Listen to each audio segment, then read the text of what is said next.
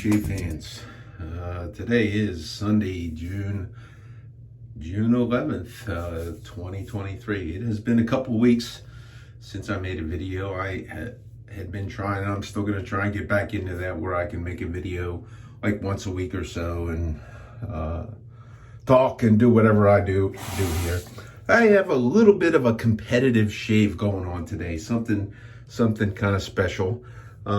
Before I start I should start making lather and then talk about it, but it has to do with this. Okay, when I found out that Mitchell's Wool Fat, and it took me a long years before I finally went out and got this. I saw all these guys using it, and I used to see it, and it was always thought, it's too expensive and yada yada, and you heard people whining and complaining how it didn't work and they couldn't lather it and yada yada yada.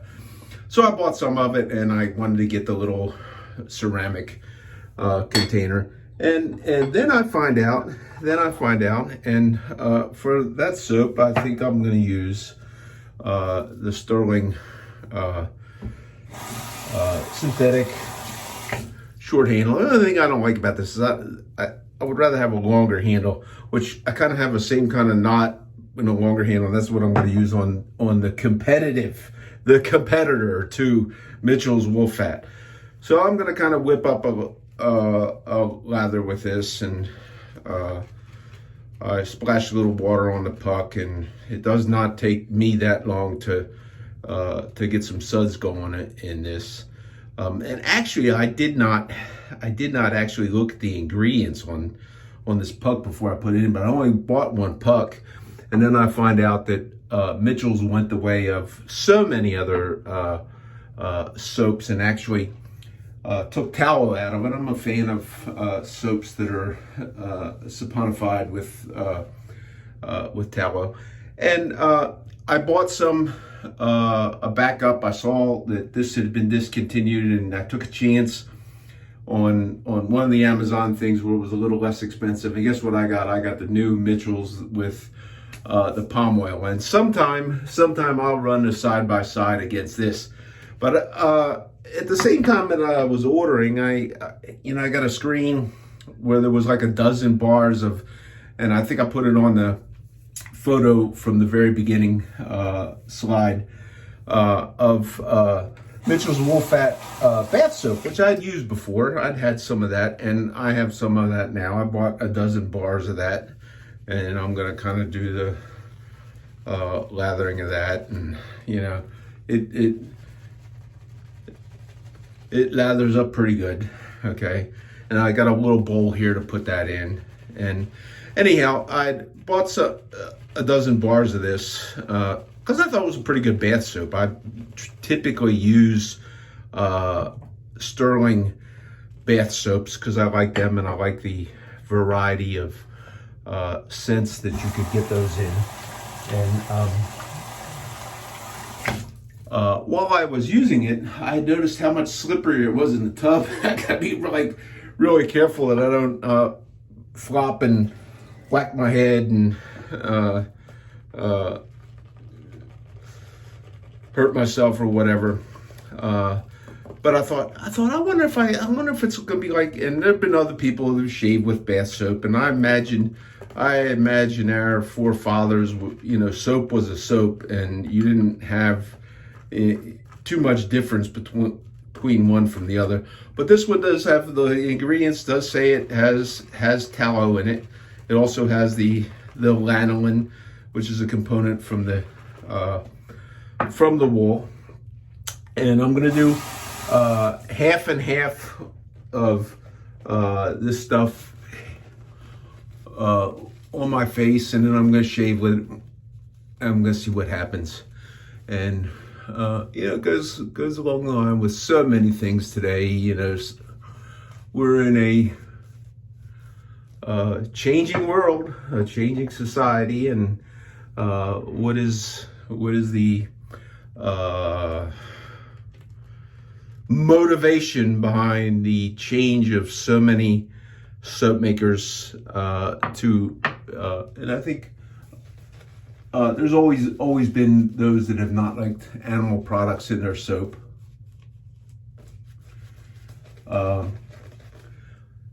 but is the motivation somehow tied to some radical belief that you should not use animal fats to make soap?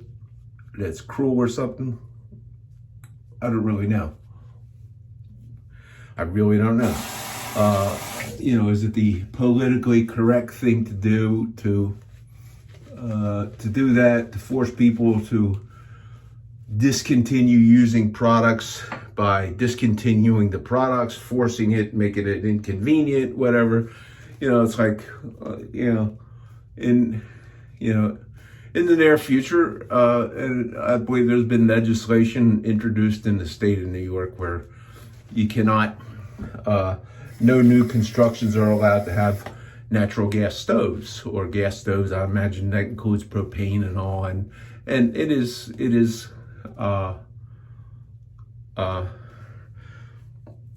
one of the control things in a highly restrictive day that we live in, where somebody's going to try and control you. Okay, so the tool that I'm going to use is going to be Tiersard 6/8. The stamping on this is Vide Sonant. Let's see if I can get it in the light, so maybe you can see it. Hopefully you'll catch it in the picture. This was, I think this was my second TI razor that I bought. I can't remember how many I have. Okay, this was the second one I bought, and this was the first one after I did what I call super curve, made a deeper curve. This was one of the first ones I did, and it was an enlightening shave feel for me. And I bought another one of these, and I had circulated the razor to a number of people to try it, and a lot of people liked it. That doesn't mean anything whether I like it or somebody else likes it. You got to do what you got to do.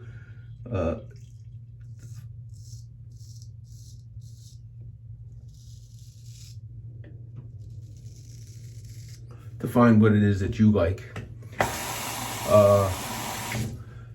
And speaking of,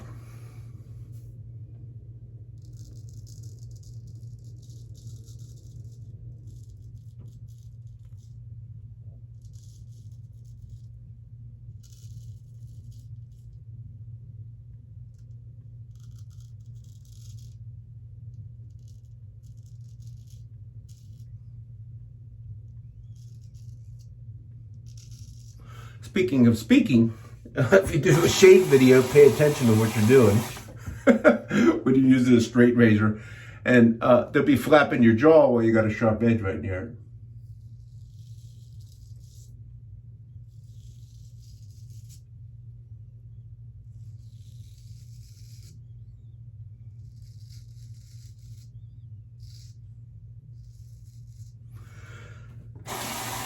But speaking of super curve honing or convex honing,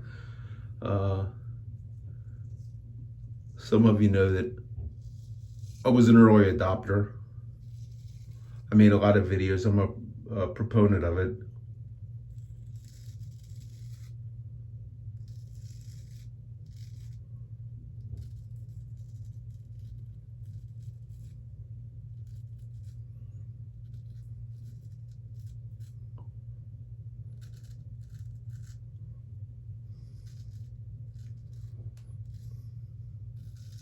Mainly because I had success with it, and I wanted to attempt to try and share the information for those who were interested in that particular style.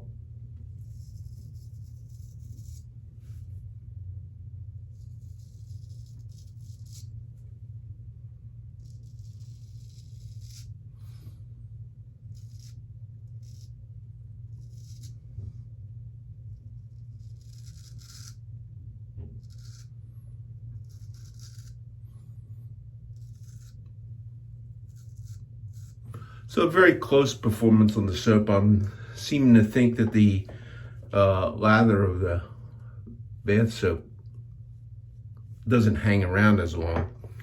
It may be that it's not quite as slick, so it's not going to be what I would consider a replacement for the original.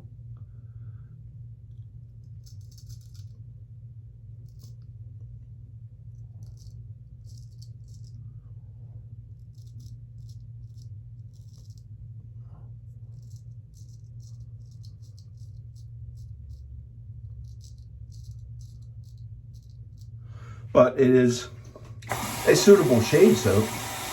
I may play with it some more.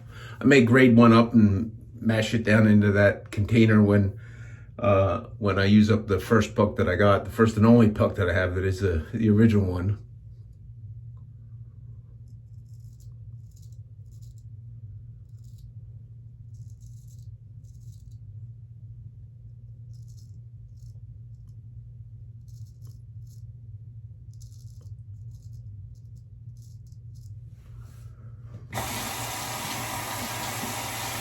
So I didn't expect there to be any kind of a huge difference. Actually, because I did shave it once already, I just thought I'd do the side-by-side on video. And I don't really feel any difference in which I would not expect to feel a difference on my face. The residual slickness that I feel here it's hard, it's indistinguishable to me, one from the other. But anyhow, super curve honing, those of you that follow that or have an interest in it, Jared did an interesting video that I kind of chuckled at, okay, because it's late in the game. Jared gave a lot of himself, revived the information of that, took a lot of abuse from people who know it all, and those that know it all get to the point that that's all they ever know. And I could name them.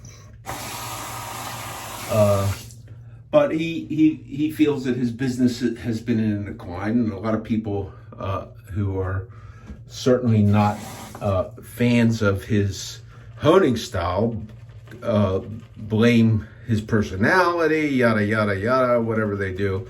But I personally think, like soaps disappearing, I personally think that wet shaving is a niche type hobby, and that there are a lot of people who have, there's a declining interest in it. That's what I think. I thought it was interesting that I saw where one guy who's in the business, and he said that the wet shaving, he's in the let's call it the equipment business, and he made the claim that he did not see that the hobby had the momentum that it did a couple of years ago. Okay, so that's based on what he makes and what he sells. Okay, and then one of these know-it-alls, Steve 56, who's the corner honer guy. Every time you mention convex hone, he's got a picture of a hone with a razor laying across the corner. And he says, you don't need this. This is the same thing, yada, yada, yada, yada. So he judges, this guy judges, this Einstein judges the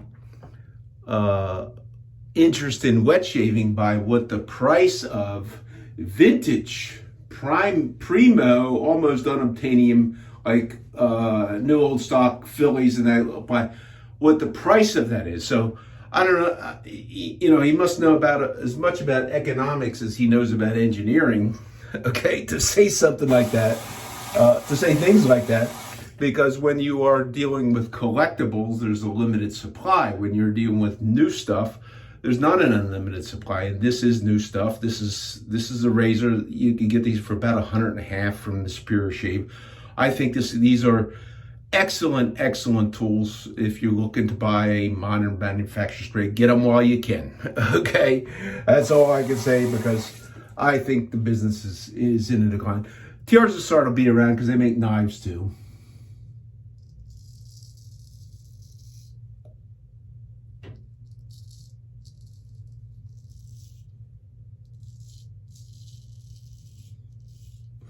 But I think it's going to move off to where one-man operations are going to be about all there is making custom razors.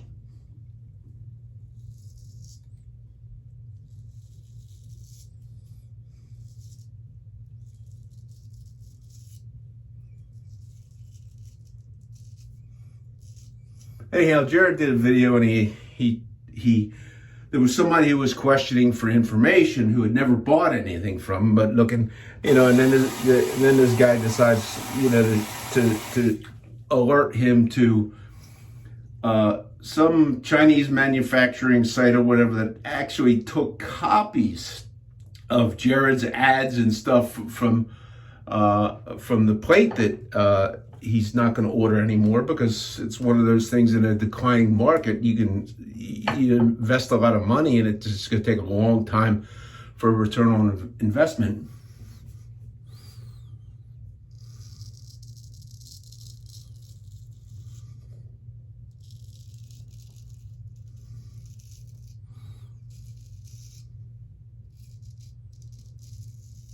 And there was one where you could buy one of these plates for $59, which is less than he paid for them, all of them. I guess out of China, and I don't know if that's shipped. I have no idea. Buyer beware, buy at your own risk, kind of thing goes.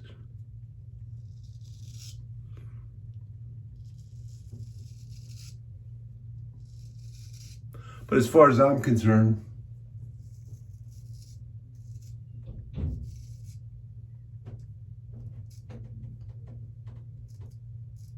the responsibility for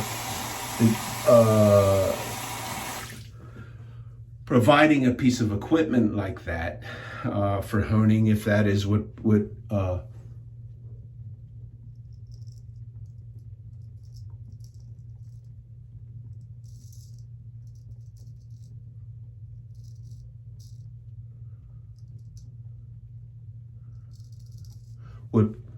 you could find is the a preferred way to hone. The responsibility for that should come with the razor makers. It should not come from a razor distributor.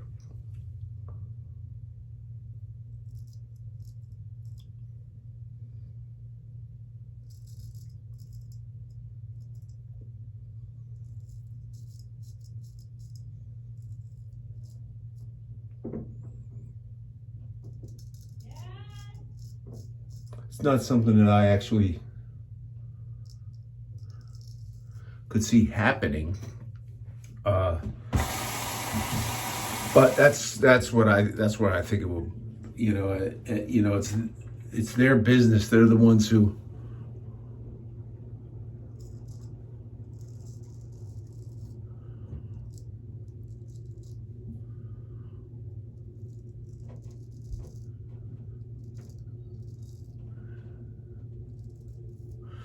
stand to gain in some market share by selling unique, older style shaving pieces to younger people. And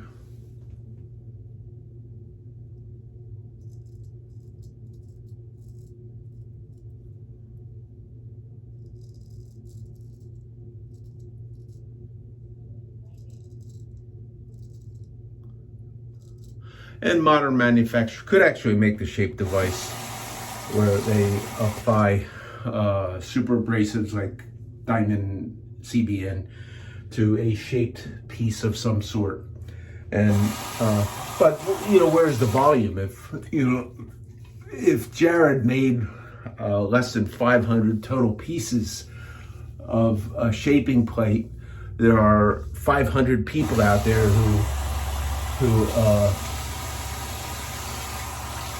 who have the ability to do that. Okay, 500's a nice number, but is 500 a number? Is it, because that's just the plate, and then after that you gotta shape the stones. You gotta go through a lot of stuff, and I don't see it. I just don't see that as being something that anybody other than a hobbyist would ever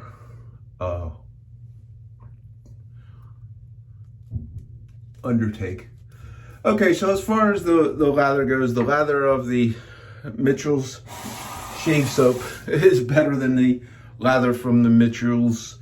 The duration of the lather is better than from the shave soap than it is from the bath soap. The performance may be slightly better. Is that because the lather is a richer lather, holding more water, more air? Does that yield to a better performance? In looking after I first painted on, it's difficult to tell. And as I edit this video, I don't really edit as I convert it to a YouTube style. I'll be able to look at it and see. But here in my test, I see this dissipating a little bit. Performance is pretty good. So that's an interesting thing there. Another thing that's kind of kept me away from my shaving is another hobby that I've kind of undertaken. I roll back my hours. My wife retired, and I roll back my hours so that I would have an extra day a week off, because I don't have to work. I want to work.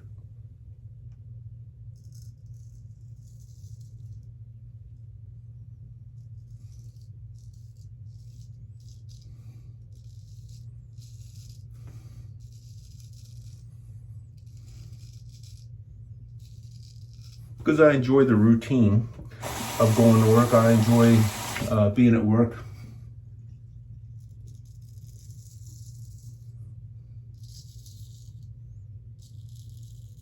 Operating a piece of equipment, it's still kind of a craft, and doing practicing things that I learned as a young man.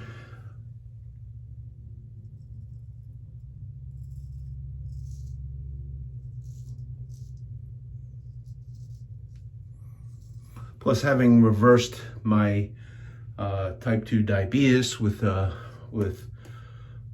carb eating, keto, I feel much better moving around and getting up and moving around. I feel much more energy than I ever used to. And I've recently moved more to a carnivore type eating. Sometimes it's called ketovore, because I still eat some carbs.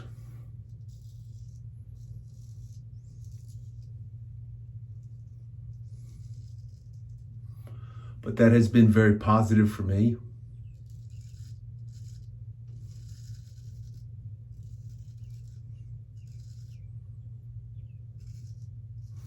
And pushed my weight loss back to start again. The other week I had to buy another set of pants. A couple of pants, because I don't fit into the 48s anymore. So the new size is a 40. So I lost 8 inches around. The 40s are a little bit tight. It's been I don't know, 30 years since I've been in the size 40 waist.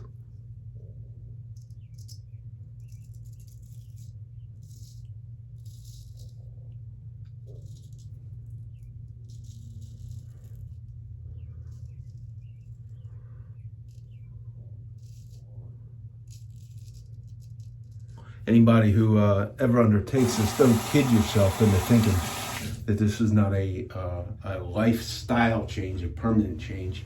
Because as soon as you go back to eating pizza and donuts, you will balloon up very, very quickly. And I have no doubt that that's going to happen. But I've found it a sustainable eating plan for me to stick with and to do, and simple.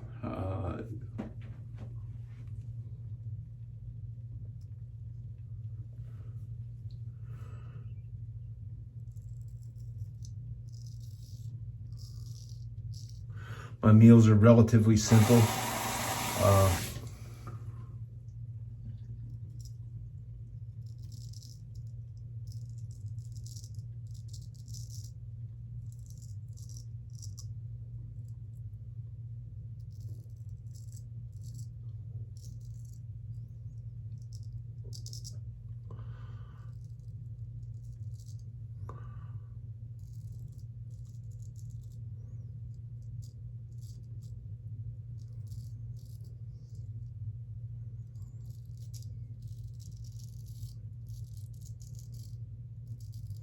And as far as hunger, I'm not, I'm not on a low calorie diet. I have been able to reduce calories a little bit, but I'm not starving myself. I'm not hungry. Find the foods to be satisfying in terms of hunger, and the big thing is how much better I feel, and that goes along with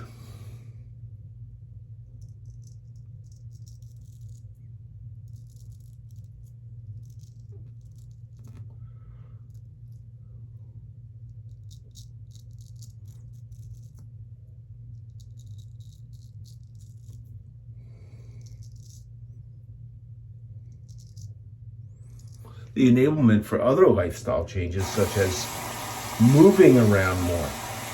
I've found I've been able to take walks.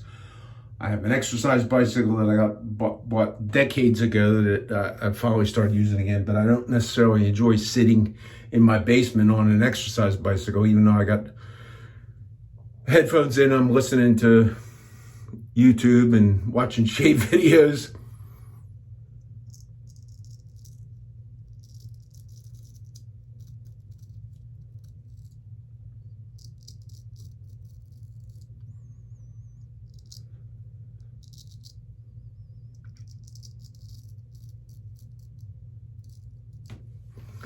So I started researching, and there's other people that, my brother got some of these e-bike things, and I went looking at that, and we rented a couple of e-bikes, and there's a lot of,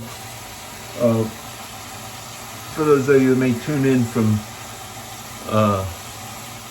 I know there are people from other parts of the world who do listen to me, because I get responses from them. But here in America, a big thing seemingly across the country is the conversion of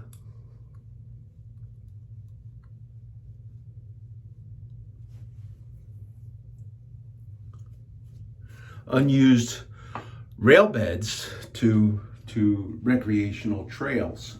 Now, usually they like to do that because they like to reserve the rights to, rather than let them go back to private property, because you have a throughway, reserve them for the possibility of some future use, meaning if the population builds up, they may need to put some sort of people mover in there or something.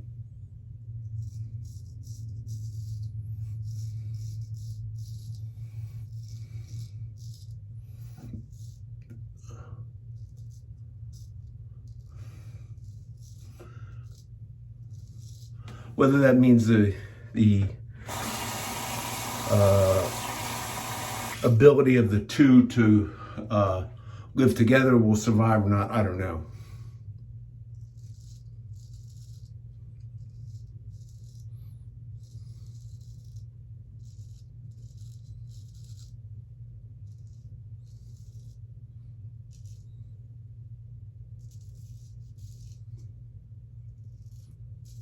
And some of these are very near to live tracks, crossing over them and that sort of stuff. But it was a lot of fun. So anyhow,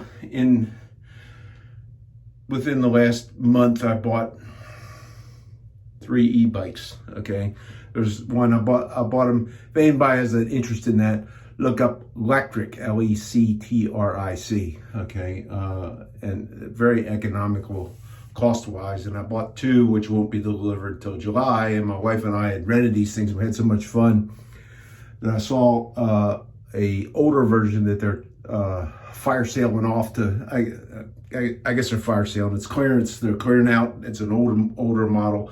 So I bought one of those. That was supposed to deliver yesterday, but it's not. So it's going to be here tomorrow.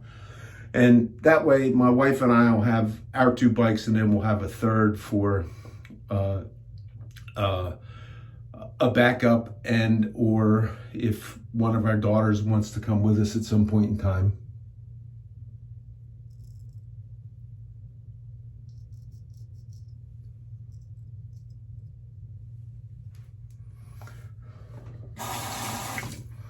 The it's a lot of fun. It's a lot of fun. It's actually a hobby that is less costly, and I bought all kind of stuff. I mean, I bought baskets and accessories, and I bought all kind of stuff. Okay, and it's less money than I spent on I could pick up a handful of razors and a handful of hones, and I could show you where I spent more money than I spent. I could carry in a box money I spent that exceeded what I spent to get into e-biking as a hobby.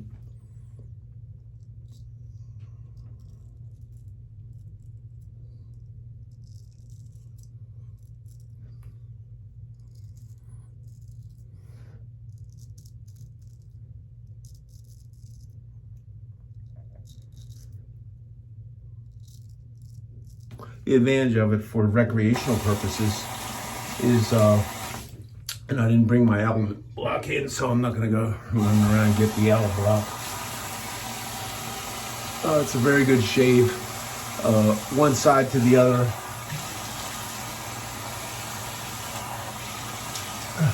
No difference in feel.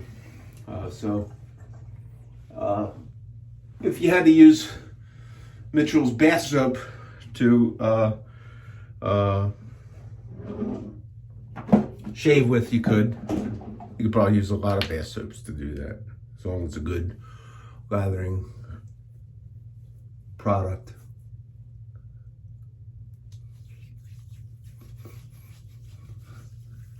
I'm using the Sterling Unscented Post Shave Balm. Just a great feel. But on an e-bike, using it for recreational purpose, there are people like my brother. He bought them to use since he's got an RV and he does some camping. He's bought that so he and his wife can jockey around the campground without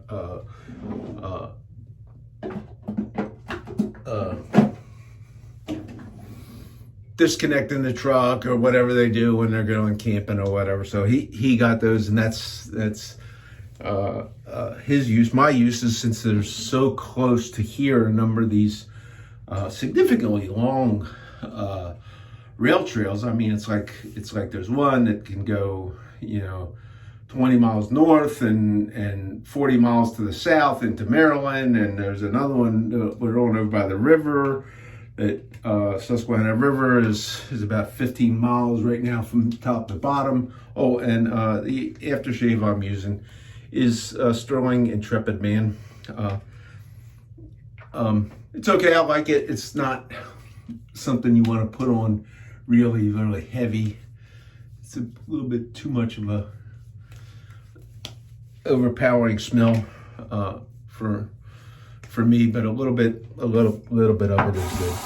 But on an e-bike, you can exert yourself as much as you wish to exert yourself by dialing down how much contribution the electronics or energy is giving, and how much physical activity you are going. The nice thing is you can go a distance, and then, unlike walking or riding a regular bicycle, if something occurs where you just, like when I go for a walk, there's times that on the way back, it's like my back will start to hurt and I need to, but there's nothing you can do. You have to get back. So a little bit of powder. Use the powder bomb here. Let's see. So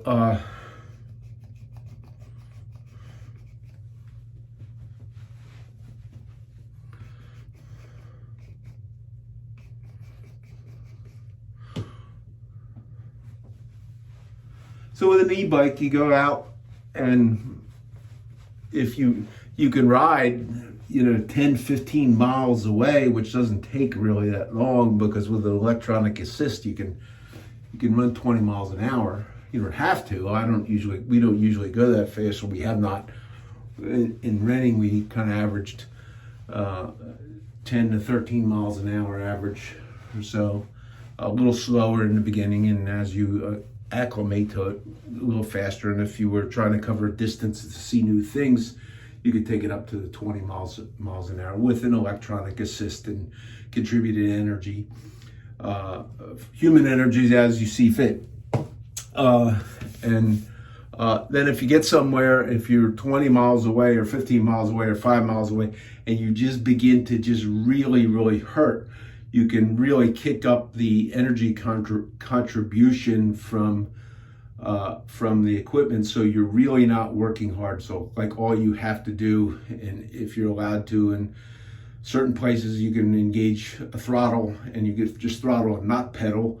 A lot of places require that the pedal movement actuates the electric motor contribution, but it doesn't mean you have to be actually putting energy into it. It just becomes, as long as you're freewheeling on the pedals, it'll make the bike go. So that's going to be a lot of fun, and something that my wife and I can do and share together, unlike shaving, which is kind of like my thing, and sharpening razors and that kind of stuff. So great shave. I hope everybody has a great week, and do take care of yourselves. Do listen in the end. I'm going to tag in because I really love this performance by this guy, Dan Vask, of a very, very good traditional hymn, Amazing Grace. It's just fabulous, his performance. Go there and click on the link and listen to that. I think you'll be inspired. So take care, everybody. This is Bill, out.